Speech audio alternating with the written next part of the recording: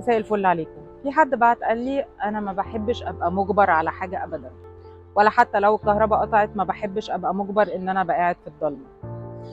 فهماك، لانه ما حدش فينا قوي بيحب يبقى مجبر على حاجه، انما حسب انا باصص للحاجه ازاي. لو انا بصيت للحاجه دي على انه دي حاجه انا هعملها غصب عني ومجبر ومضطر، هبقى زهقان ورافضها ونافر منها طول الوقت. انما لو شفت الحاجه دي على انها طب اذا الكهرباء قطعت، طب انا ممكن اعمل ايه في الوقت ده؟ انا مش حابب، لو كنت مختار ما كنتش هختار انه الكهرباء تقطع، بس ممكن اعمل ايه في الوقت ده؟ ممكن ادعي، ممكن افكر في حاجه كنت مش عايزه افكر فيها، ممكن لو حد قاعد معايا نفتح موضوع في مواجهه وانا كنت افضل ان انا ما بقاش شايف الشخص ده، فهنتواجه في الموضوع من غير ما نتواجه فيه.